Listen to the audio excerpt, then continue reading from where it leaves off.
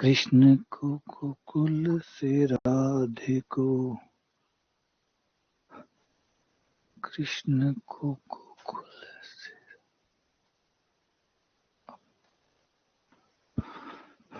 सही है। राधे राधे राधे राधे।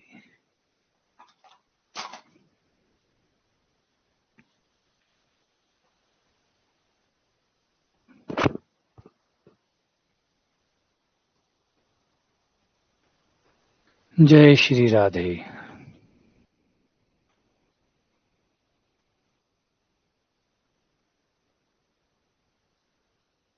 आ जाओ, आ ही जाओ।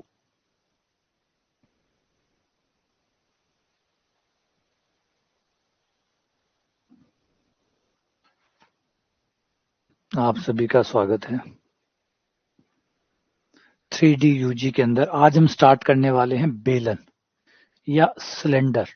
बेलन, मैंने जैसा कि आप लोगों को एक चीज बताई थी कि बेलन और शंकु दोनों बहन भाई है। मोस्ट प्रोबेबली दोनों का आइडिया जो है वो नियर बाय है, सेम टू सेम सा ही आइडिया, थोड़ा सा फर्क है। शर्तों का एक मामूली सा शर्त है कि भाई शंकु के केस में आपकी रेखा जो है रेखा ही है, जो सारा खेल कर रही है वो रेखा ही कर रही है ना। सारा खेल रेखा जी ही कर रही है। अब रेखा जी दो प्रकार से यहाँ पर गेम कर रही है। एक में रेखा जी एक स्थिर बिंदु से जाएंगी, रेखा स्थिर बिंदु से जाएंगी और वो चलायमान होंगी, चलित होंगी। दूसरे केस में रेखा स्थिर बिंदु से नहीं जाएगी, रेखाएं समानांतर होंगी।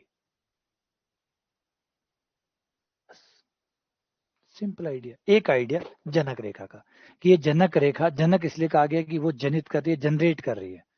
जनक इसलिए कहा गया कि वो जनरेट कर रही है ना, जो चीज जनरेट करती है उसको जनक कहते हैं।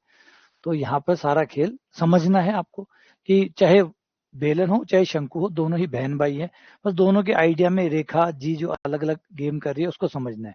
एक में रेखा जी जो है वो एक स्थिर बिंदु से जाती है और फिर घूमती है, स्थिर बिंदु को पकड़े रखती है, उसको चेंज नहीं करती, स्थिर बिंदु फिक्स रहता है और फिर रेखा घूमती है। ठीक है। एक केस के अंदर स्थिर बिंदु वाली शर्त हटा दी गई और समांतर की शर्त डालती है। स्थिर बिंदु से, पिछली बार समांतर की शर्त नहीं थी, पिछली बार सिर्फ एक ही शर्त थी कि आपको स्थिर बिंदु से जाना होगा। आपको एक स्थिर बिंदु, ये मेरी, ये देखो ये रहा स्थिर बिंदु, देखो ये वो स्थिर बिंदु है और लाइन ने पकड़ लियो, ये स्थिर बिंदु और ये रेखा। अब ये स्थिर बिंदु से हर बार जाएगी। ठीक है, समांतर अमांतर की कोई शर्त नहीं थी। अब अब कोई बिंदु बिंदु की शर्त नहीं है, बस समांतर की शर्त है कि जो भी रेखा खींचोगे वो इस दी गई रेखा के समानांतर खींचना है। तो आपका दूसरा आइडिया बन जाता है बेलन। तो ये सेम आइडिया आपका शंकु में था, ये सेम आइडिया बेलन में था। ठीक है, इसलिए बेलन का समीकरण काफी नजदीक मिलेगा आपको शंकु के। थोड़ा सा फर्क पकड़ लेना, क्योंकि जब चीजें नजदीक होती है तो बड़ी एक दूसरे पे ओवरलैप करने की संभावना बढ़ जाती है। अलग अलग आइडियाज होते हैं तो ओवरलैप नहीं करते, लेकिन सेम आइडियाज और जिनमें एक माइनर डिफरेंस हो वो ओवरलैप कर जाते हैं। आ जाओ, देखो ध्यान से सुनना, समझना परिभाषा को, क्योंकि यही वो परिभाषा है। और एक अपने दिमाग से पहले वो वाला बेलन निकाल देना 10वीं क्लास वाला, वो बहुत फाइन बेलन है, बहुत फाइन बेलन है। फाइन बेलन का बहुत शुद्ध रूप है बेलन का, जो आप जिसे आप 10th वाला बेलन कहते हैं वो वाला आप, ये जो बेलन होता है 10th क्लास वाला, ये बेलन जो होता है ना, ये शुद्ध बेलन का एकदम परफेक्ट फॉर्म है, आदर्श स्थिति है ना। ये जो जो आपका ये वाला बेलन है ये आदर्श स्थिति है, आदर्श बेलन। इसको लंबवर्तीय बेलन कहते हैं, खाली बेलन शब्द नहीं आता इसके लिए, इसको लंबवर्तीय बेलन कहते हैं। लंबवर्तीय बेलन अभी हम देखेंगे।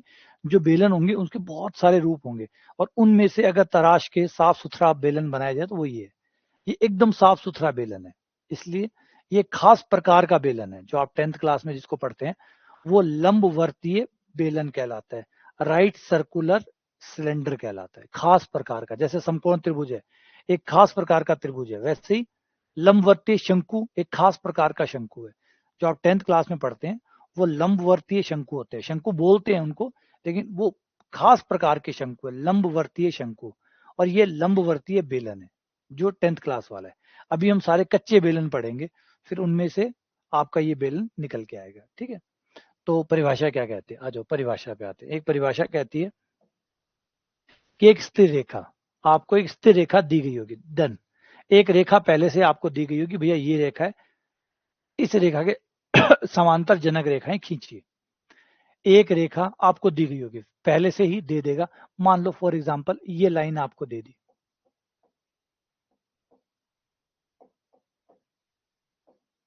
ठीक है। अब इस रेखा के समानांतर, आपको इस रेखा के समानांतर रेखाएं खींचनी है।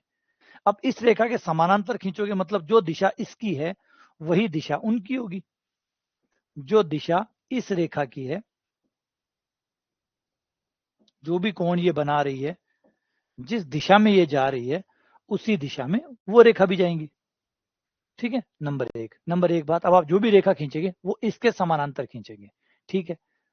अब और कुछ तो बताओ, समानांतर का और उद्देश्य क्या होगा? और उद्देश्य ये है कि आपको नीचे एक वक्र दिया गया होगा, उसको या तो प्रतिच्छेद कर दीजिए, काट दीजिए, या एक पृष्ठ दिया गया होगा उसको स्पर्श कर दीजिए।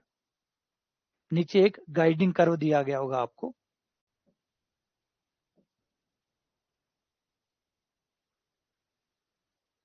ऐसे एक निर्देशीय वक्र दिया गया होगा। इस निर्देशीय वक्र को काटना है या स्पर्श करना है। मतलब अब सुनना ये, क्या इसके तो समानांतर खींचनी है आपको, इसके समानांतर रहनी चाहिए, और इस वक्र को टच करती हुई ये काटती हुई जाए।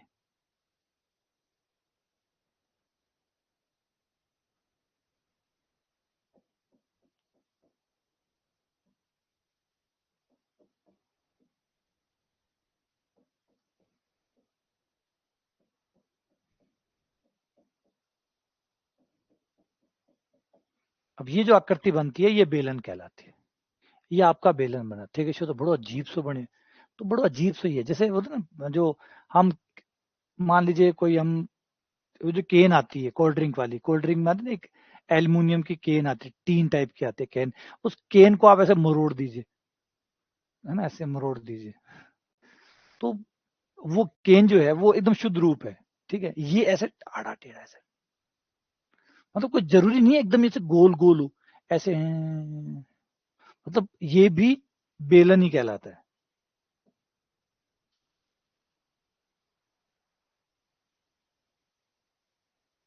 अब विश्व एक पाछो बनाना है।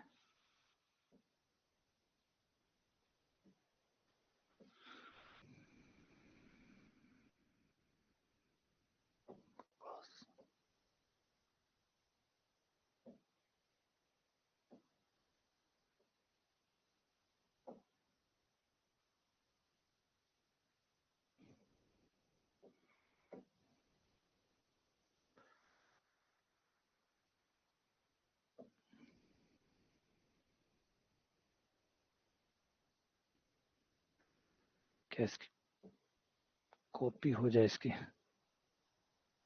हो गई, ठीक है। ये नीचे लिया,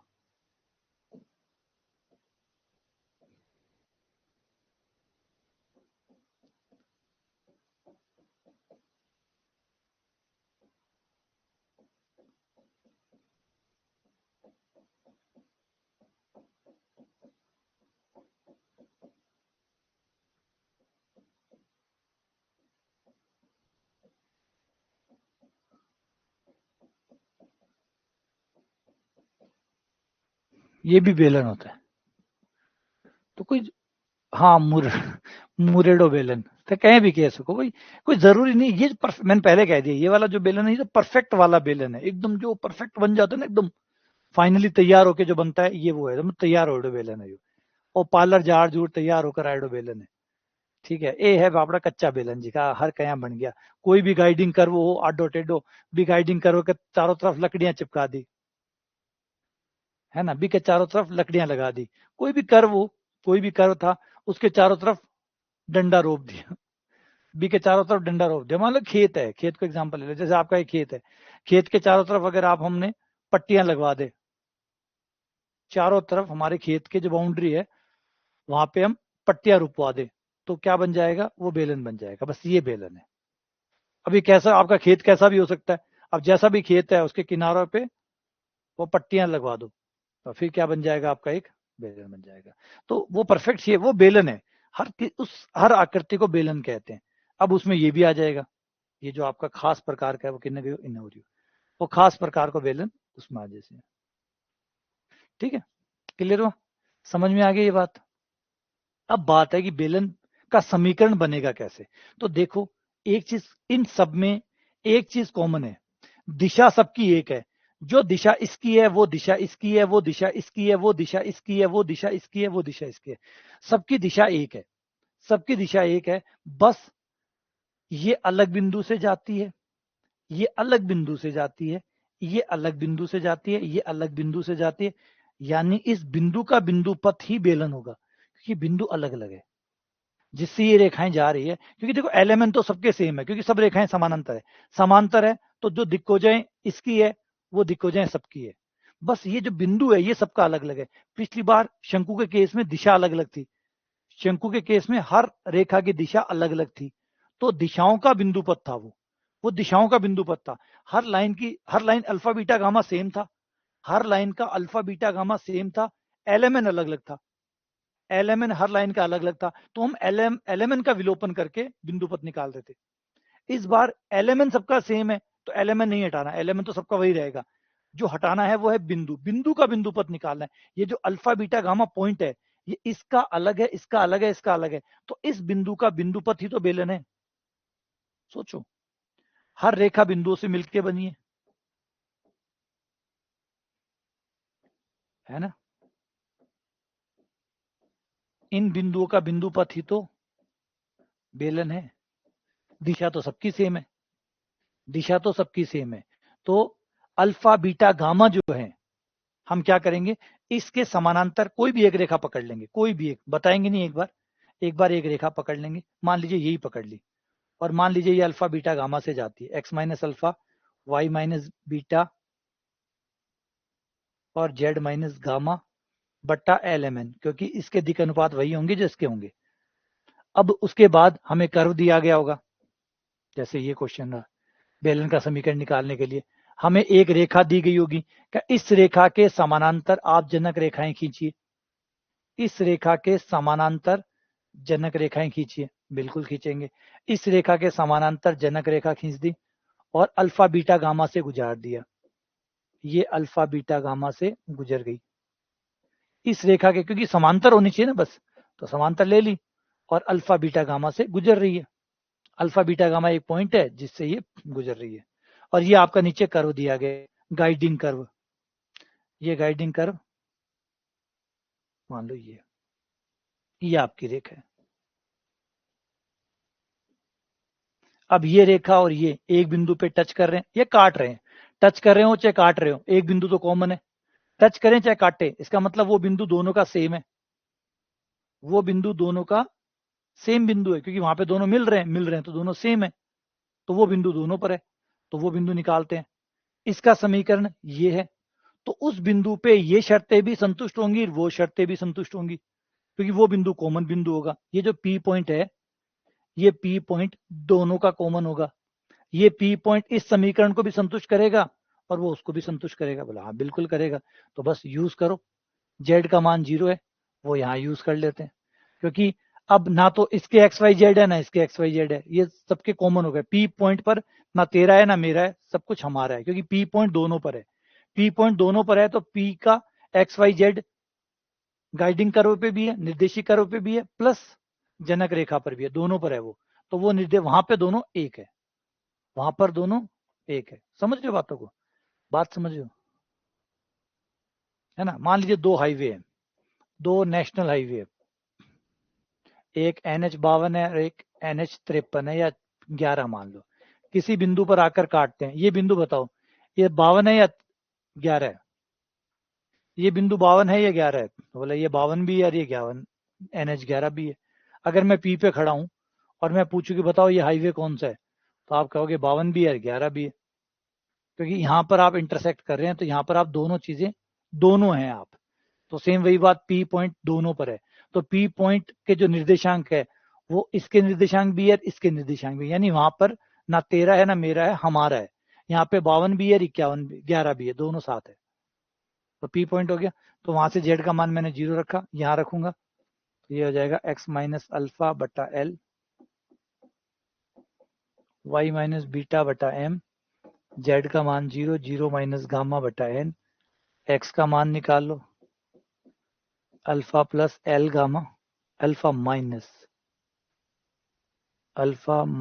एल गामा बटा n, y बराबर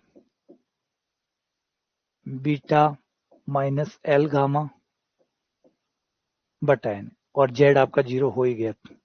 अब ये बिंदु आपने रेखा में से निकाल लिया, इसको ले जाके गाइडिंग कर्व के अंदर रख दो, क्योंकि ये बिंदु गाइडिंग कर्व के अंदर भी होगा। यहां रखने पर अल्फा माइनस एल गामा बटे n का स्क्वायर प्लस b, y का मान रखने पर बीटा माइनस एल गामा बटा n का स्क्वायर प्लस 2h, x का मान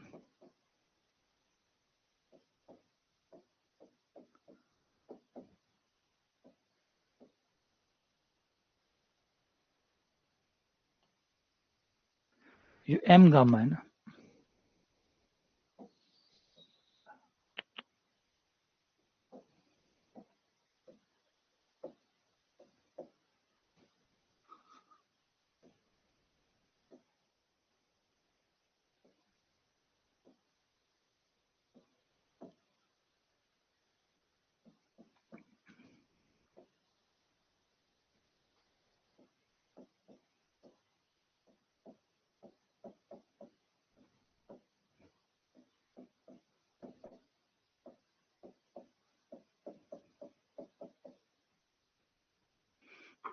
ये हो गया आपका समीकरण संतुष्ट करने वाली शर्त। ये संतुष्ट करने की शर्त हो गई। अब बात है राज की। राज की बात ये कि ये जो अभी हमने बनाया ये वो शर्त है जिससे हमेशा रेखा एलएमएन के समानांतर होगी तथा वक्र को स्पष्ट करेगी। जादू है ये तो, कमाल है। अब क्या हो गया, अब आपने ये गणित का कमाल देखो, गणित की शानदार चीजें देखो। समीकरण कुछ कहती है, हर समीकरण कुछ कहती है। अब आपने जो समीकरण बनाए कोई यूं नहीं बनी है, ये समीकरण संतुष्ट होगी। इसका मतलब हमेशा एक बिंदु P बनेगा जो एक रेखा और इस गाइडिंग कर्व के टच करने या काटने से बनेगा, और वह रेखा अल्फा बीटा गामा से जाएगी, इस रेखा के समानांतर होगी और इसको टच करेगी या काटेगी। हो गया। अब ये अल्फा बीटा गामा अगर मैं यहां ले लूं तो, यहां के बजाय यहां ले लूं तो, यहां लेते ये रेखा बन जाएगी, यहां ले लूं तो ये बन जाएगी, और यहां ले लूं तो ये बन जाएगी। इसका मतलब इस अल्फा बीटा गामा का अगर मैं बिंदु पथ निकाल लूं तो ये बेलन बन जाएगा। इस अल्फा बीटा गामा का अगर मैं बिंदु पथ निकाल लूं, अल्फा बीटा गामा का बिंदु पथ, क्योंकि यही तो मैन है, बात समझे। यानी अल्फा की जगह x रख दूं, बीटा की जगह y रख दूं और गामा की जगह z रख दूं, तो मुझे शंकु का बेलन का समीकरण प्राप्त हो जाएगा। दोबारा से मैं समझाता हूं कि हुआ क्या है। एक्चुअली हुआ क्या, हुआ ये कि मैंने क्या किया, मैं भूल गया मैं बेलन निकाल रहा हूं, भाड़ में गया बेलन, मैं बेलन नहीं निकाल रहा। मैं सिर्फ इस गाइडिंग कर्व और इस रेखा के काटने का बिंदु निकाल रहा हूं, और वो शर्त निकाल रहा हूं जब हमेशा यह रेखा हमेशा इस गाइडिंग कर्व को काटेगी। वो शर्त क्या है, वो शर्त निकाल रहा हूं। वो शर्त ये निकल आई, ये वो शर्त है जब जब ये शर्त पूरी होगी तब तक रेखा गाइडिंग कर्व को काटेगी। इसका मतलब मैं अल्फा बीटा गामा अगर चेंज भी कर देता हूं तब भी ये काटेगी। बोला हाँ काटेगी। तो इसका मतलब वो सारे बिंदु आ जाएंगे जब जब रेखाएं वक्र को काटेगी या स्पर्श करेगी। बोला हाँ सारे आ जाएंगे। तो अल्फा बीटा गामा का बिंदु पथ ही निकाल लो। बिंदु पथ निकालो तो वो सारे बिंदु आ गए जिससे खींची गई रेखाएं वक्र को स्पर्श करती है और इस रेखा दी गई रेखा के समानांतर है। यानी वो सारे बिंदु आ गए जिनसे खींची गई स्पर्श रेखा, जिनसे खींची गई रेखा आगे जाके गाइडिंग कर्व को काटती है या टच करती है तथा इस रेखा के समानांतर है। वो सारे बिंदु आ गए। तो वो सारे बिंदु आ गए, वही तो बेलन है। और बेलन किस बात का है, और बेलन क्या है, वही तो बेलन है, वो तो आ गया। बात समझ में आई। यही समीकरण है, और हल करने पर आपको ऐसा रूप मिल जाएगा।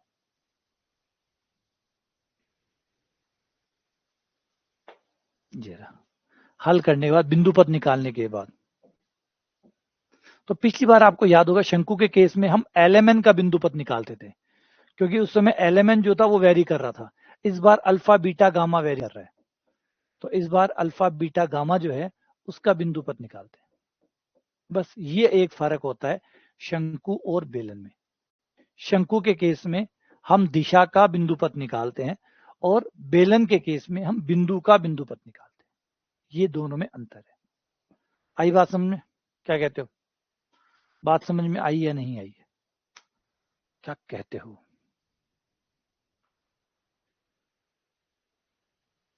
ठीक है, अब एक कमाल की चीज देखो, ये बड़ी मजेदार चीज है कि अगर हमारी रेखा जिसके समानांतर अगर हम रेखा ले रहे हैं वो अगर ZX होता, तो अगर वो ZX होता तो ZX होता तो x बटा 0, क्योंकि ZX के दिक्कोजें 0 0 1 होती है, तो ये होता। अगर वो ZX के समानांतर होता, अगर वो ZX होता, अगर हमारी लाइनें जो खींची जनक रेखाएं खींची गई है वो अगर ZX के समानांतर खींची जाती तो क्या होता? अगर ZX के समांतर होता तो हमारे LMN के मान होते L0 होता, M0 होता, N1 होता, 0 0 1 होता। अब 0 0 1 अगर हम रखते हैं, L0 M0 N1 रखते हैं, ये L, ये M और ये N, अगर मैं ये मान रखूं तो देखो क्या होता है। N का मान 1 रखते ही L का मान 0, ये 0 हो गया, ये हो गया मेरा AX² प्लस यहाँ N का मान क्या है 1, ये 0, ये 1 और 0, ये 2HXY आ गया प्लस BY²।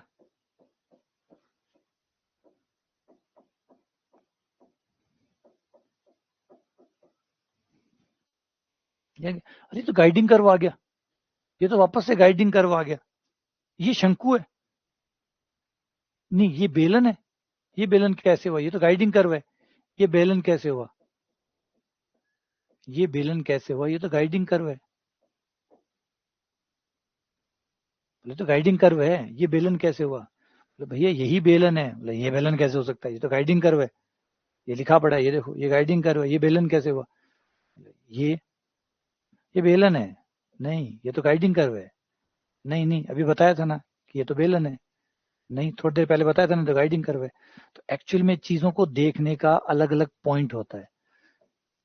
होता क्या है, देखने के नजरिए में फर्क होता है। अगर मैं कहूं कि x बराबर 1 क्या है, तो ये तीन चीज है। ये बिंदु भी है, ये बिंदु भी है, यह रेखा भी है और यह समतल भी है। अजीब लगेगा लेकिन ये बात सच है। आप किस व्यू से देखते हैं, इसीलिए तो लोग कहते हैं कि आप दुनिया को कैसे देखते हैं, जैसी दृष्टि वैसी सृष्टि, जैसी दृष्टि वैसी सृष्टि। हर चीज आपको देखने के ऊपर डिपेंड करती है। जैसे आप देखते हैं x बराबर 1 जो है वो बिंदु भी है, वो रेखा भी है, वो समतल भी है। आप कैसे देखते हैं उस पर डिपेंड करता है। अगर आपके देखने का तरीका कितना नैरो है उसके अकॉर्डिंग आपको वो चीज दिखाई देगी। अगर आप सिर्फ रियल लाइन जानते हैं, अगर आप सिर्फ रियल लाइन जानते हैं तो x बराबर 1 आपको यहां मिलेगा 1 पॉइंट। एक रेखा पर ये बिंदु होगा। अगर आप इसे रेखा के हिसाब से देख रहे हैं, अगर आप रेखा पे देख रहे हैं तो आपको ये एक पॉइंट नजर आएगा, आपको एक पॉइंट नजर आएगा।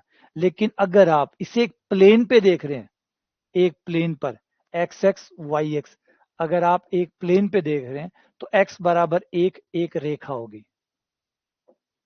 इस पूरी लाइन पर x का मान 1 होगा, इस पूरी लाइन पर x का मान 1 होगा। लेकिन अगर आप देखने का व्यू बढ़ा देते हैं और त्रिविमीय देखते हैं तो x बराबर 1 जो है वो एक समतल होगा।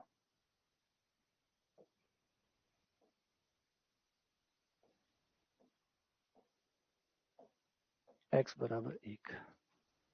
तो ये तीनों ही चीजों में डिपेंड करता है कि आपका रेफरेंस फ्रेम क्या है। आपका रेफरेंस फ्रेम क्या है? आप इस पॉइंट तो x बराबर 1 ही है, x बराबर 1 को चेंज नहीं किया है। किस फ्रेम के आप ऊपर इसको देख रहे हैं? अगर आप लाइन के ऊपर देख रहे हैं तो ये बिंदु है। अगर आप 2D पे देख रहे हैं, 2 डायमेंशनल पे देख रहे हैं तो ये एक रेखा है। और अगर आप इसे 3 डायमेंशनल पे देख रहे हैं तो ये एक प्लेन है। फर्क समझ आए? तो कैसे देखते हैं उससे चीजें बदल जाती है। आप इसे 2D पे लाइन पे देखेंगे, देखो ये तो x बराबर 1 ही है, लेकिन x बराबर 1 को देखने के लिए आपने रेफरेंस किसका यूज किया है, वो रेफरेंस तय करेगा कि ये चीज कैसी है। बात कौन समझा? चलो एक छोटा एग्जाम्पल ले ले। समझो कि कोई व्यक्ति 10,000 रुपए कमाता है। अब ये 10,000 कमाता है, ये ज्यादा कमाता है या कम कमाता है, इसका कोई मतलब नहीं है। फिलहाल इस सवाल अर्थहीन है। ये 10,000 रुपए कमाता है, ये ज्यादा कमा रहा है या कम कमा रहा है, ये तब तक कंपेयर नहीं किया जा सकता जब इसके साथ कोई रेफरेंस फ्रेम आप अटैच ना कर दें। इसके साथ कोई रेफरेंस फ्रेम ना हो, मतलब जिसके साथ इसकी कंपटीशन ना करवाया जाए। मान लीजिए ए है, जो व्यक्ति ए है वो इसे देख रहा है, जो खुद 5,000 रुपए कमाता है, तो उसे लगेगा ओ खूब कमाता है यार, ये तो वो तो बेजा कमावे, तो मेरे से दुगनो कमावे, तो मेरे से दुगनी मौज करतो सी। अगर ए 5,000 कमाता है, वो देख रहा है अगर इसको, तो वो कहेगा यार वो तो मेरे से डबल कमावे, मैं 5,000 कमाऊँ, 10,000 कमावे, तो मतलब मौज ही करतो सी कि तो जिंदगी सबसे बड़ी है कि भगवान से लिखाड़ ले आए हुए। मतलब क्या कहना है कि जिंदगी में, मतलब मैं 5,000 में जो सुविधाएं कर पा रही हूँ, 5,000 में घर चल रहा है, एक भी घर 5,000 में चल जाता उसी, फिर 5,000 बच जाता उसी, फिर 5,000 में वो मौज करता उसी, चीजें लाता उसी, सामान लाता उसी। वहीं अगर हम दूसरे पे चले, एक और बंदा है बी, जो 5 लाख कमाता है। अब बी अगर इसको देखता है तो बी क्या कहेगा, अरे बाप रे, इको घर किया चालतो सी, वो किया पेट भरतो सी, 5 लाख, मेरे तो पेट्रोल को बिल 20-30 हजार को है, मेरे तो प्रति महीना पेट्रोल पेट्रोल जो गाड़ी को पेट्रोल जल जावे वो 20-30 हजार को है, वो 10,000 में घर चला रहे है, टाबर पाल रहे है, घर चला रहे है, खर्चों निकाल रहे है, सारा खर्चा कवर कर रहे हैं 10,000 रुपये में। वो बड़ी दयनीय स्थिति से देख रहे हैं एक तरफ, और वही 5,000 वाला इसे बहुत अच्छे से देख रहा है कि यार देख डबल कमावा अपने से। फर्क समझ में आया कि 10,000 ना तो कम था ना ज्यादा था, वो बेकार था जब तक कोई रेफरेंस फ्रेम उसके साथ में आके उसको वैल्यू ऐड नहीं करता। रेफरेंस फ्रेम आपको सेट करते है ना, रेफरेंस फ्रेम। इसीलिए कहते हैं कि एक्चुअली आपके नंबर ना तो कभी कम होते हैं ना कभी ज्यादा होते हैं, आप किन लोगों में रहते हैं उससे तय होता है। अगर मान लीजिए आपके 60% आए और आपके सारे दोस्त 50 वाले थे, तो आप टॉपर है, बताइए आप टॉपर है। फिर किसी के 60% आए और उसके सारे दोस्त 50 वाले, तो घर का किसी, वाह बेटा नाम रोशन कर दिया, तू देख तेरा सारा 50 में है और तू 60 बनाया, वाह शाबाश, हमें ऐसा ही बेटा चाहिए था, बेटो हीरो बन गयो। और वही बेटा ऐसे लोगों में रहता है कि 70% 80% वाले हैं, उसमें वो रहता है, वहां वो 60 बनाता है कि नाम डुबा दियो नालायक, पूरी क्लास का मायने तू सबसे नीचे है, बाकी सगला तेरे से ऊपर है। और एक बार ये था कि तू पूरी क्लास में सबसे ऊपर है, बाकी सब तेरे से नीचे है। अब क्या 60 कम थे या ज्यादा थे? तो जब दबाव है, रेफरेंस फ्रेम कैसा था उससे तय होगा कि 60 ज्यादा है या कम है। इसलिए कोई नंबर एग्जैक्टली अपने आप में ना कम है ना ज्यादा रहे। तो यही समझाना चाहता हूँ, आप जब तक रेफरेंस फ्रेम सेट नहीं करेंगे तब तक आपको ये समझ में ही नहीं आएगा कि कोई चीज कम है या कोई चीज ज्यादा है। तो जैसी दृष्टि वैसी सृष्टि। तो कोई चीज तब तक मायने नहीं रखती जब तक आप उसको कहाँ देख रहे हैं वो तय नहीं हो जाता। जैसे x बराबर 1 का एग्जाम्पल, तो अब बात करते हैं वापस। तो इसमें ऐसा क्या हुआ, इसमें ऐसा हुआ कि जब आप इसे देख रहे थे, इस समय इस केस में z बराबर 0 पे आप इसे देख रहे थे, यहाँ z बराबर 0 लगा हुआ था। z बराबर 0 लगता है, इसका मतलब आप इसे z बराबर 0 एक समतल होता है, मतलब इस गाइडिंग कर्व को आप एक समतल के ऊपर देख रहे थे, इसे आप एक समतल के ऊपर देख रहे थे। लेकिन अब क्या z बराबर 0 लिखा हुआ है यहाँ पे? नहीं, अब z बराबर 0 नहीं लिखा हुआ। क्या फर्क पड़ गया इससे? बहुत फर्क पड़ गया, बहुत ज्यादा फर्क पड़ गया, रात दिन का फर्क पड़ गया। एक चीज को जब आप समतल पे देखते हैं, कागज पे देखते हैं, और एक होता है जब आप कागज पे नहीं देखते, आसमान में देखते हैं, तो फर्क पड़ जाता है, फर्क पड़ जाता है। क्या फर्क पड़ा? आ जाओ। मान लीजिए इस आकृति को आप लोग पहचानते होंगे कि आकृति कौन सी है, ये है शंकव, है ना, अभी हम 2D में पढ़ के आए थे, ये शंकव है। शंकव है इसका मतलब या तो ये व्रत है, या ये दिग्वर्त है, या ये अतिपर्वल है, ये शंकव का समीकरण तो है, शंकव का व्यापक समीकरण तो है ये। और शंकव का व्यापक समीकरण है, इसका मतलब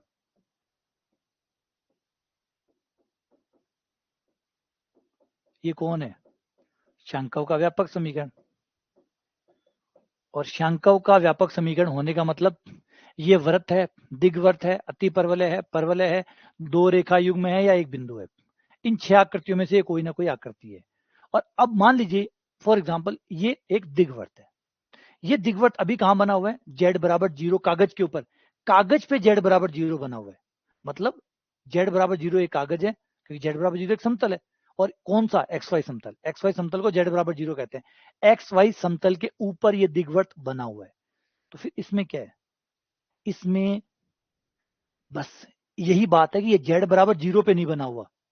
ये z बराबर 0 पे नहीं बना हुआ। ये z बराबर z के हर मान पे बना हुआ है। z के हर मान पे बना हुआ है। यानी z बराबर, क्योंकि z का कोई मान नहीं है ना, z का कोई मान नहीं है, यानी z बराबर 0 पे भी ये सत्य है। कोई प्रतिबंध नहीं है ना इसमें कि z बराबर 0 पे। z बराबर 0 है तो भी सत्य है, z बराबर 1 है तो भी सत्य है, z बराबर 2 है तो भी सत्य है, z बराबर 3 है तो भी सत्य है। मतलब यही दिग्वृत्त रिपीट हो जा रहा है, खड़ खड़ खड़ खड़। और रिपीट होकर आपका क्या बन गया? बेलन। ये बन गया आपका बेलन। वो दिग्वृत्त रिपीट हो रहा है क्योंकि अब z बराबर 0 की कंडीशन नहीं है कि इसे कागज पे ही बनाना है। अब z बराबर 0 पे भी यही बनाना है, z बराबर 1 पे भी यही बनाना है, 2 पे भी, 3 पे भी। अब यूं सोचे कि आपकी कॉपी के हर पेज पे आपको दिग्वृत्त बनाना है। कॉपी के हर पेज पे दिग्वृत्त बनाना है। और जाना कौन सी दिशा में है? जेड एक्स की दिशा में, ऊपर की तरफ चलते हुए जाना है। यानी आप जो भी दिग्वृत्त बनाओ ऊपर ऊपर ऊपर बनाते जाओ। और देखो क्या बन गया? बेलन। तो अब इस केस में ये बेलन हुआ या नहीं हुआ? और उस केस में ये बेलन क्यों नहीं था? पीछे वाले केस में ये बेलन क्यों नहीं था? अब ये बेलन क्यों है? क्योंकि z बराबर 0 रिप्लेस कर दिया गया। z बराबर 0 हटाते ही अब वो आकृति अपने आप को सेल्फ रिपीट कर रही है। क्योंकि अब कोई प्रतिबंध नहीं है कि भैया तुझे z बराबर 0 पे ही बनना है। नहीं, अब तुम जहां चाहो जी लो सिमरन। अब वो जिंदगी जीने जा रही है तो अब रिपीट हो रही है। रिपीट होगी तो अगर आकृति रिपीट होती है, सिक्के के ऊपर सिक्का रखूंगा तो बेलन बनेगा नहीं बनेगा? सिक्के के ऊपर सिक्का रखूंगा तो बेलन बनेगा नहीं बनेगा? बनेगा। बेलन बन गया। तो इस वजह से अब ये बेलन है, वो अभी भी गाइडिंग कर रहे हैं। वो अभी भी शंकव रह गया बेचारा। ये शंकव रह गया क्यों? क्योंकि इस z बराबर 0 ने इसकी जिंदगी खराब कर दी। इस z बराबर 0 ने इसकी जिंदगी खराब कर दी। z बराबर 0 ने उसे सिर्फ एक कागज के ऊपर रखा, सिर्फ एक कागज के ऊपर, कि बस इस कागज के ऊपर ही बनना है बस। और यहां वो शर्त रही नहीं, इससे वो फ्री हो गई वैल्यू एड। ठीक है, क्लियर? चलो आगे बढ़ते हैं। फिर बात समझ में आ गई। इसलिए ये आपके जो आपका गाइडिंग कर्व होता है वही, जो आपका गाइडिंग कर्व होता है वही आपका बेलन का समीकरण बन जाता है। z बराबर 0 हटाते ही, z बराबर 0 हटाते ही वही आपका बन जाता है बेलन, है ना? वो आपका बेलन तैयार हो जाता है। ठीक है। अब इसमें और क्या फर्क है? यहाँ z बराबर 0 नहीं लिखा हुआ और जेड एक्स के समांतर जनक रेखाएं हैं। तो जेड एक्स के समांतर, इसका मतलब इस गाइडिंग कर्व को जेड एक्स की तरफ चलना है। चलो आगे आते हैं। लंबवर्तीय बेलन। लंबवर्तीय बेलन ये आपका वो परिशुद्ध बेलन है। वो परिशुद्ध बेलन है जो आपका होता है नॉर्मली, वो वाला बेलन है। अब इसका समीकरण कैसे निकलेगा? इसकी परिभाषा क्या कहती है? परिभाषा कहती है कि एक चर सरल रेखा, ठीक, द्वारा एक स्थिर रेखा, एक स्थिर रेखा आपको दी गई होगी जिसको अक्ष बोलेंगे। स्थिर रेखा जिसको अक्ष बोलेंगे, उस अक्ष के समानांतर आपको लाइनें खींचनी है और अचर दूरी बनाए रखना है। अब शर्त क्या है? अब आपको याद करिए, शंकु में भी ऐसी शर्त थी। शंकु में था कि वो जो कोण है वो अचर रहना चाहिए।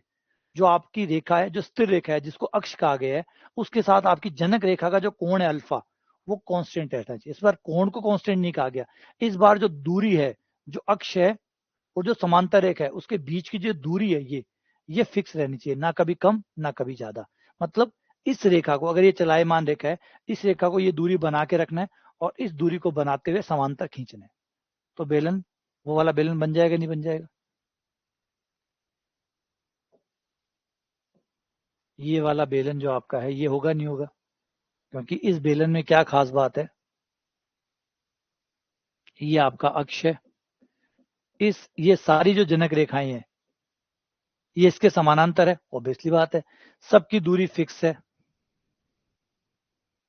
जिसे हम आर कह सकते हैं, दूरी आर है इस पर, है ना। जो स्थिर रेखा है उसको अक्ष कहा गया है। लंबवतीय बेलन में स्थिर रेखा को अक्ष कहा जाता है, जिसके समांतर जनक रेखाएं खींची गई है। अब जनक रेखाएं जो खींची गई है, इस बार शर्त लगा दी कि हर जनक रेखा को इस स्थिर रेखा जिसको अक्ष कहा गया है, इससे जो बीच की दूरी है, ये दूरी ना बढ़नी चाहिए ना घटनी चाहिए, और फिर खींचते जाओ। तो ये आपका परिशुद्ध जो होता है आपका लंबवतीय बेलन, वो प्राप्त हो जाता है। लास्ट टाइम शंकु के टाइम पे कोण अचर था, शंकु के टाइम पे कोण अचर था, बेलन के टाइम पे दूरी अचर है। ये बात समझ में आ गई। अब आता है कि शंकु का समीकरण निकलेगा कैसे। शंकु का समीकरण कैसे निकलेगा, बिल्कुल निकलेगा। मान लेते हैं कि अक्ष का समीकरण x माइनस अल्फा बट्टा एल, वाई माइनस बीटा बट्टे एम, जेड माइनस गामा बट्टे एन है। इसका मतलब है इस रेखा की दिशा तो LMN है, और ये रेखा कहीं ना कहीं इस रेखा पे अल्फा बीटा गामा एक बिंदु जरूर है। इस लाइन पे चाहे कहीं भी हो, एक बिंदु जरूर है अल्फा बीटा गामा। बोला बिल्कुल है। इस बिंदु को यहाँ पे एक बिंदु ले लेते हैं जिसको P मान लेते हैं, यहाँ पे एक बिंदु ले लेते हैं जिसको Q मान लेते हैं, और इसे मिला देते हैं। ठीक है, तो ये एक समकोण त्रिभुज आपका तैयार हो जाएगा। समकोण त्रिभुज तैयार होने से पी आर का स्क्वायर बराबर हो जाएगा पी क्यू का स्क्वायर प्लस क्यू आर का स्क्वायर। पी जो है वो बेलन का कोई बिंदु होगा, इसका बिंदु पथ निकाल लेते हैं, यही तो बेलन बनाएगा।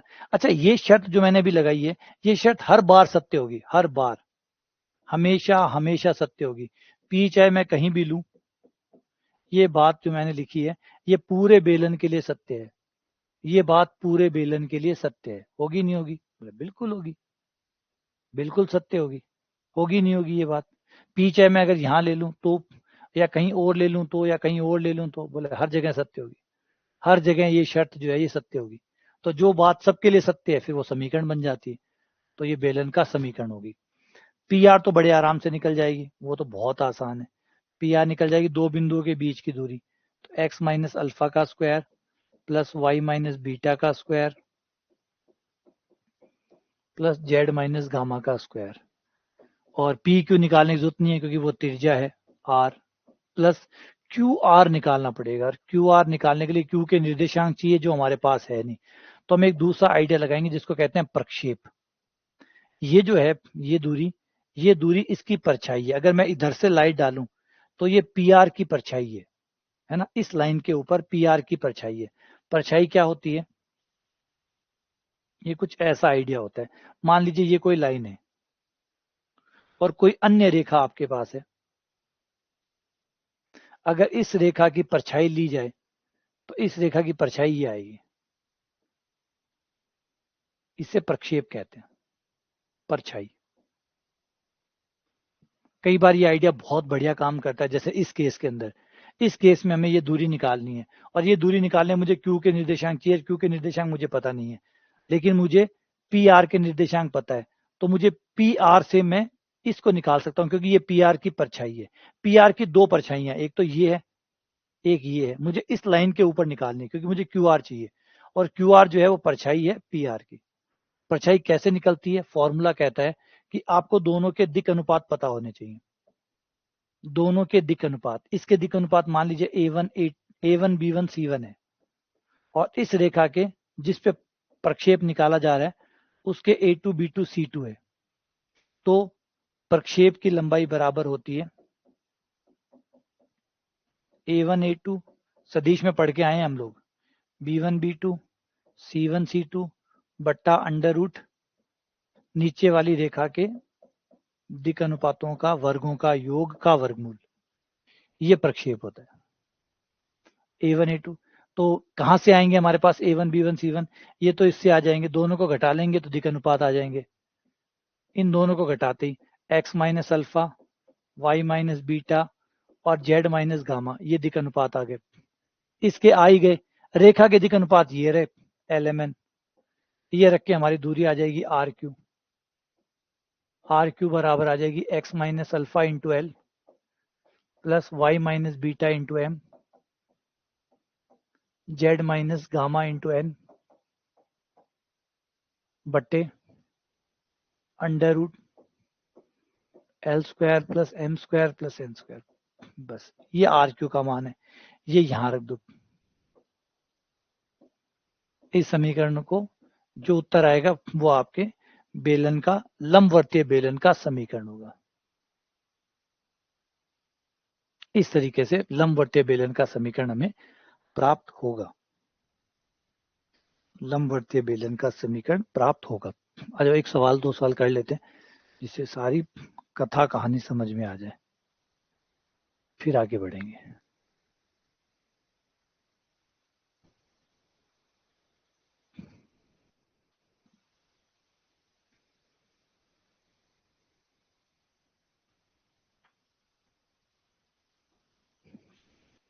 ठीक है, अब क्वेश्चन ये रहा, अब बेलन का समीकरण निकालिए।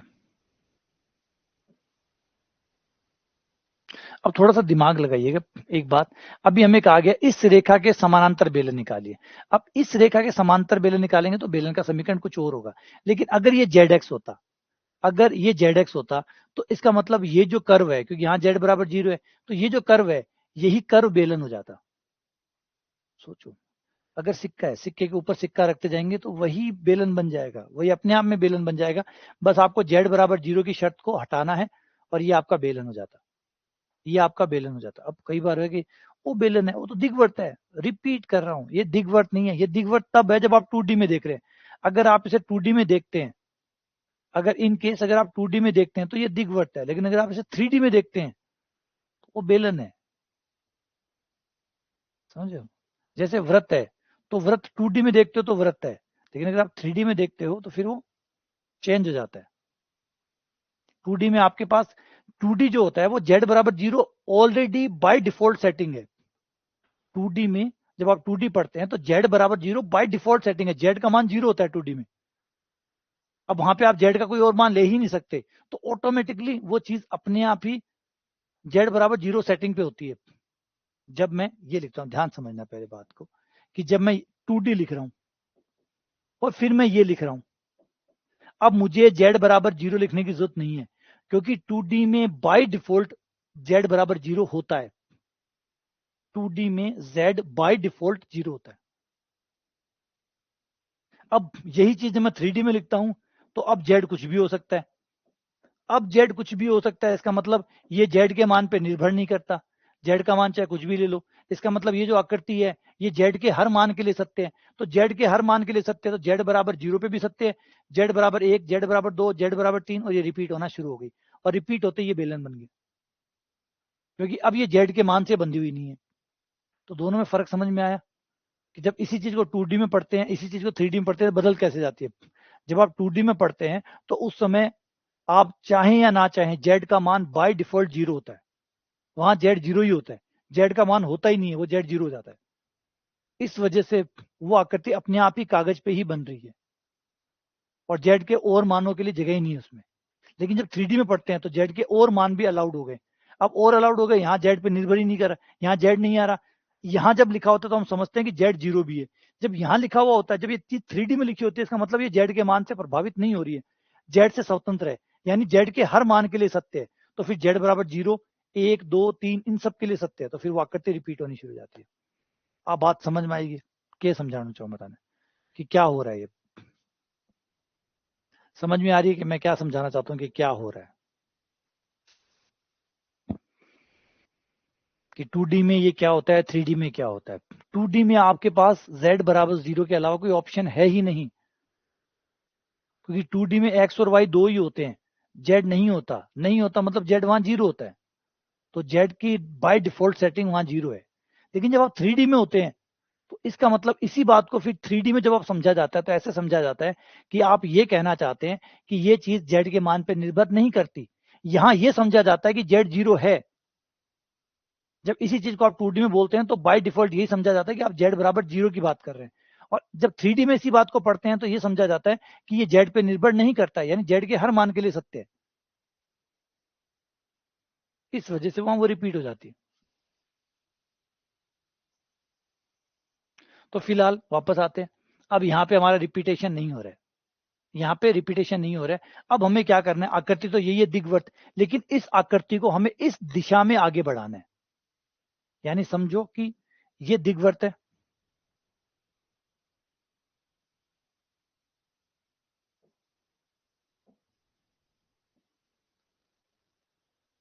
ये दिग्वर्त है।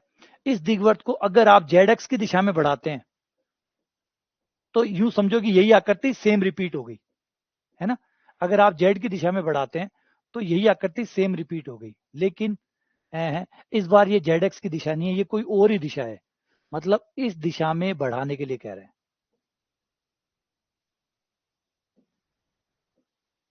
क्या इस दिशा में बढ़ाओ, तो भैया इस दिशा में ही बढ़ाना पड़ेगा, इसके समानांतर ही जनक रेखा आएगी।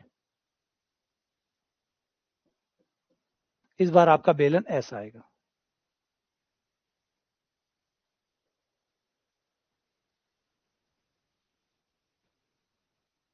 है ना। इस बार आपका बेलन, अब देखना पड़ेगा, अब तो मान रखेंगे तब पता लगेगा कि इसकी शक्ल में कितना बदलाव आता है। अब ये देखना पड़ेगा इसकी शक्ल में कितना बदलाव आता है।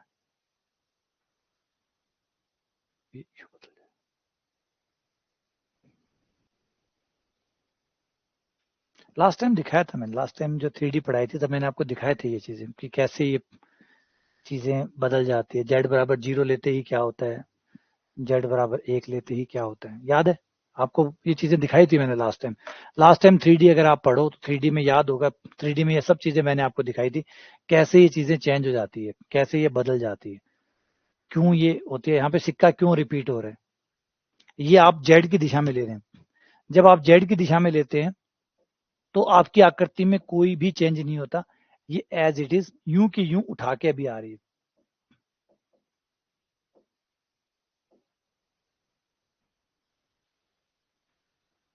अगर जेड एक्स दिए, आपका समीकरण एक्स वाई के रूप में है और जेड बराबर 0 तल पे है। जेड बराबर 0 का मतलब वो आकृति जेड बराबर 0 पे रखी हुई है। अब आप उसको जेड की दिशा में ले जाना चाहते हो तो यूं मानिए कि यूं का यूं ही उठा के ले जा रहे हैं आप, यूं का यूं ही। लेकिन कहीं नहीं, किसी और दिशा में ले जाओ, तो किसी और दिशा में ले जाओ तो फिर कुछ और बनेगा। अब जैसे यहाँ पे दिशा कुछ और ही है, 1 - 2 3 है, अब कहीं और दिशा में ले जा रहे हैं, तो चलो कहीं और दिशा में चलते हैं।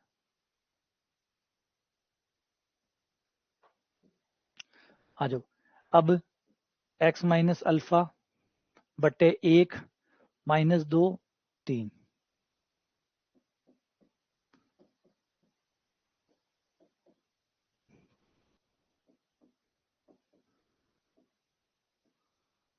ठीक है। जेड बराबर 0 यूज करो, जेड का मान 0 रखते ही अल्फा आ जाएगा, एक्स आ जाएगा, गामा/3, वाई आ जाएगा,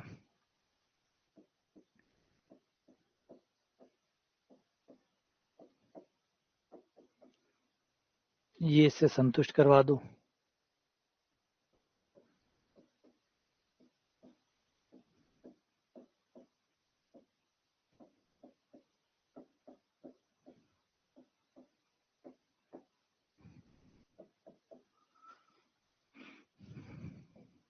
एक्स समीकरण को सॉल्व कर लो, एक्स की जगह अल्फा की जगह एक्स रख दो, बीटा की जगह वाई रख दो, गामा की जगह जेड रख दो, तो ये बिंदु पता आ गया, x - z/3 का होल स्क्वायर।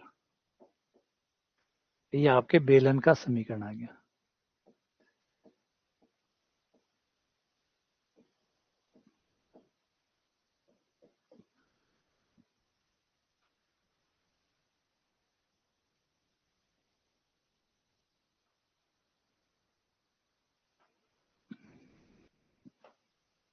ठीक है,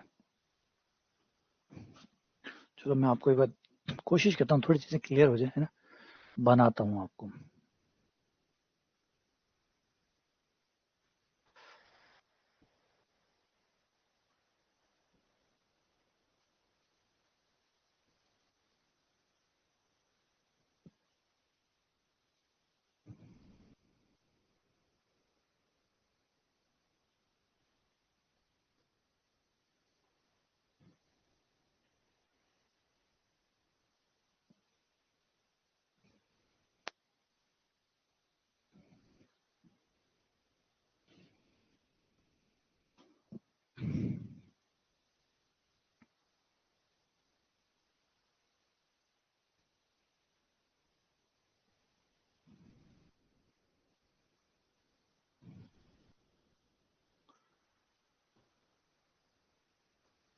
ठीक है, मैं 3D में बनाता हूँ, थोड़ा सा दिख नहीं रहा होगा कलर।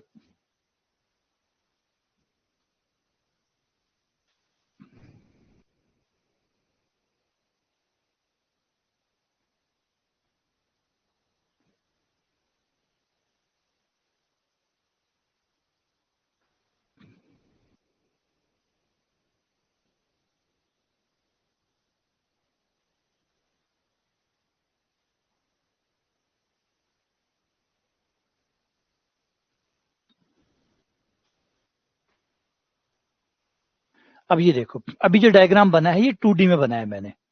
अभी मैंने इसको 2D में बनाया, जब 2D में बनाया तो आपको ये देखो एक दिग्वट नजर आ रहा है।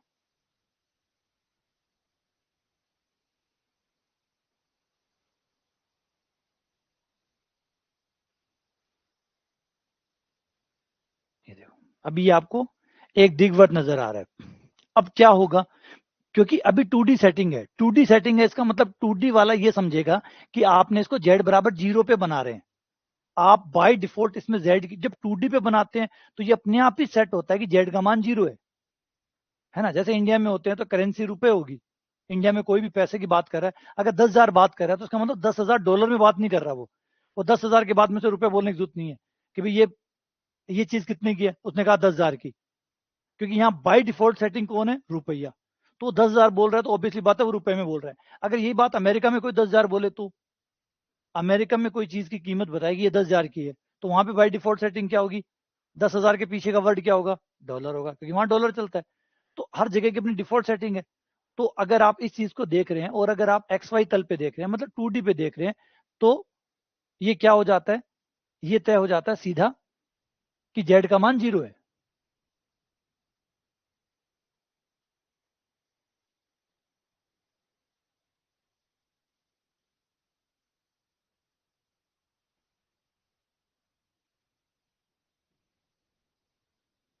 बस इसमें वो ज्यादा है नहीं, डार्क डूर का ऑप्शन नहीं है।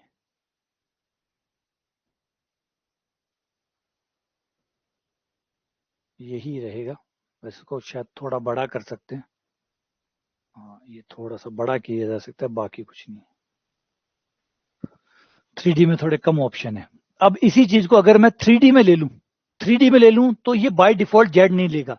अब जेड बराबर 0 नहीं लेगा। अब ये जेड, अब ये मान के चलेगा कि इसके साथ जेड की वैल्यू है और ये जेड का मान नहीं आ रहा है, इसका मतलब जेड के हर मान के लिए ये सत्य है। जेड के हर मान के लिए सत्य है। अब ये समझेगा, फर्क समझो। जब आप 2D में पढ़ रहे हैं तो वो इस कर्व को समझता है कि जेड बराबर 0, जेड बराबर 0 इसके साथ है, लिखा हुआ नहीं है लेकिन जेड बराबर 0 इसके साथ है। लेकिन जब आप इसको 3D में लेते हैं तो हम ये समझते हैं कि जेड नहीं दिया, इसका मतलब जेड के हर मान के लिए ये सत्य है। तो जैसे ही मैं इसे 3D में एक्सटेंड करूंगा, देखो यहाँ लिखा हुआ ऑप्शन, अभी तक जेड बराबर 0 था, अभी तक जेड बराबर 0 था, लेकिन जैसे ही मैंने एक्सटेंडेड 3D किया, इसका मतलब अब इसको समझना है कि जेड के हर मान के लिए ये सत्य है। और जैसे ही जेड के हर मान के लिए सत्य होगा, आप देखो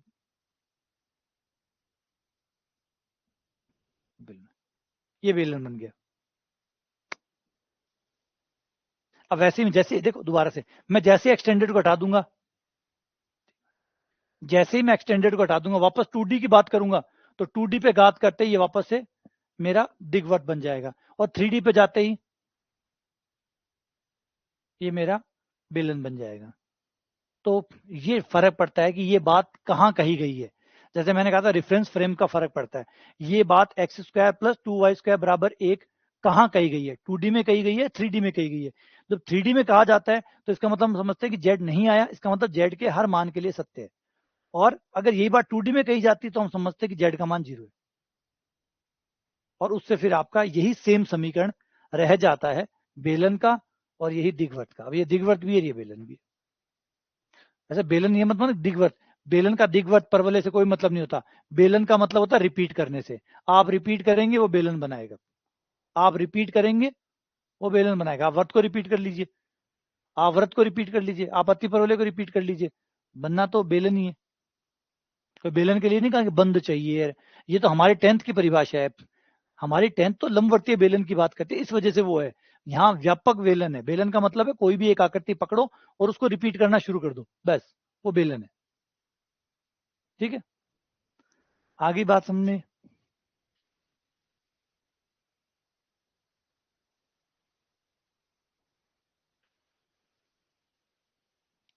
है ना?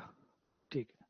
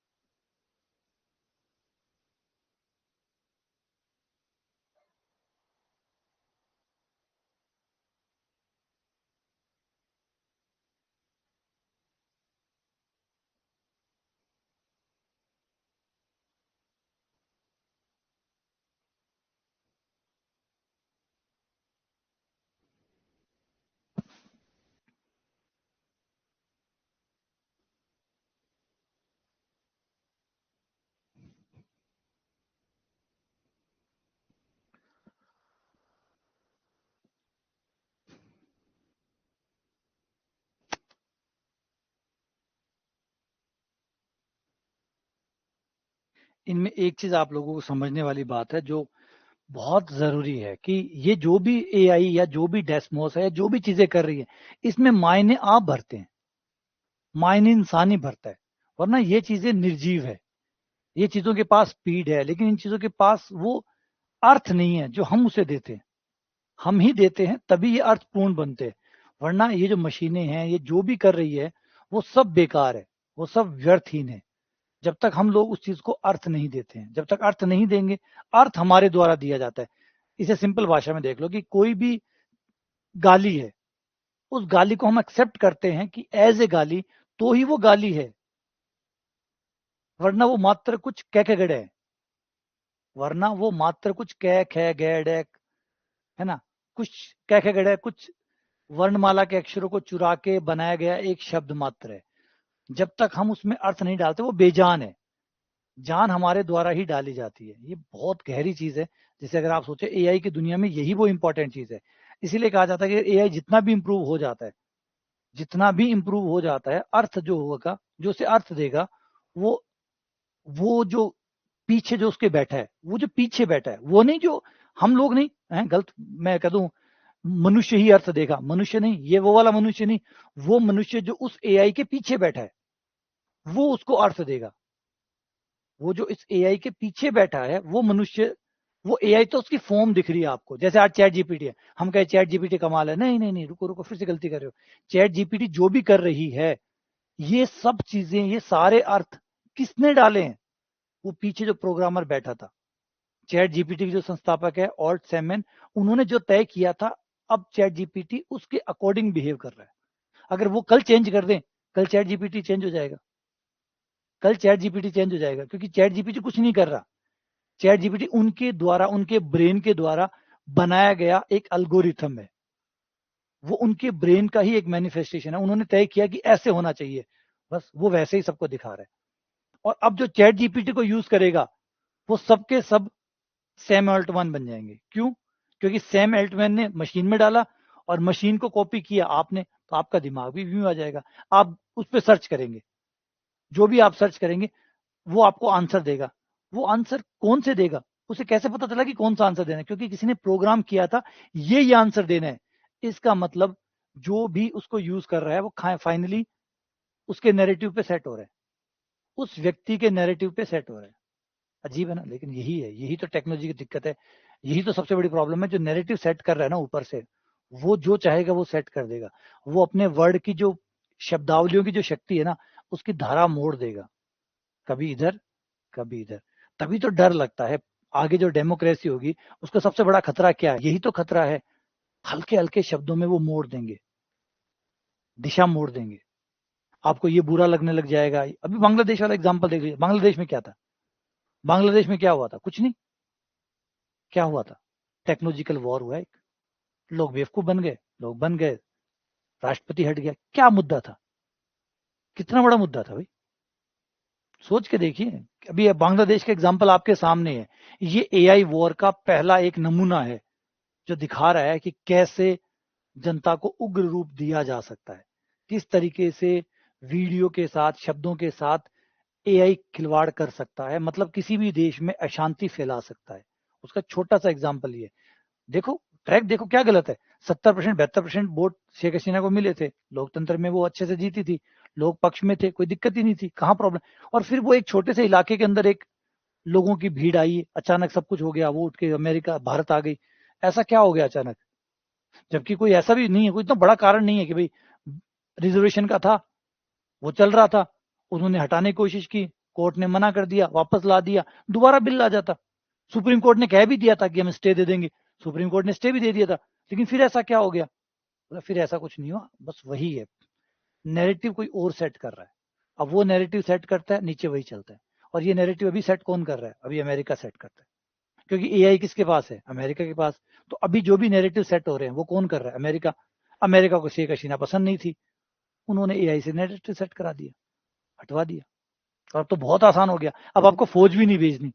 कम से कम इराक और अफगानिस्तान में या लीबिया में आपको कम से कम फौज तो भेजनी पड़ी थी, कि जाके आप फौज भेजो और वहां पे दंगे करवाओ और सरकार को पलट दो, तख्ता पलट कर दो। अब तो बहुत आसान है, आपके पास बहुत सारा सोशल मीडिया का पावर है, बहुत सारा एआई का पावर है। अब आप आराम से लोगों को ही उनके खिलाफ खड़े करवा दो, अपने ही लोगों को अपनों के खिलाफ खड़े करवा के जो चाहे तख्ता पलट, बिना अमेरिकन आर्मी को भेजे आप तख्ता पलट करवा सकते हो। देखिए, पढ़िएगा कभी इसके बारे में, सोचिए कि ये नैरेटिव कैसे सेट होता है। तो ये एआई की दिक्कत है। तो जो भी आपने डायग्राम और ये सब देखे, इसमें पीछे कहानी जरूर याद रखिएगा कि रेफरेंस फ्रेम जो होता है ना, वो मायने देता है चीजों को। आपका रेफरेंस फ्रेम क्या है, वो चीजों को मायने देगा,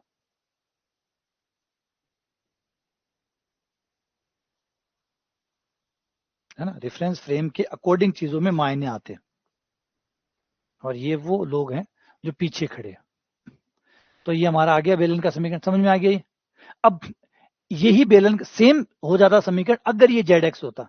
अगर ये जेड एक्स होता तो यही आपका आंसर रह जाता, सेम गाइडिंग कर्व ही आपका, आपका गाइडिंग कर्व ही आपका बेलन का समीकरण हो जाता है, अगर आपका अक्ष जो है वो जेड एक्स होता तो। ठीक है, चलो ठीक है, एक बार अब यहीं तक चलते हैं, बाकी आगे करेंगे, कल करेंगे।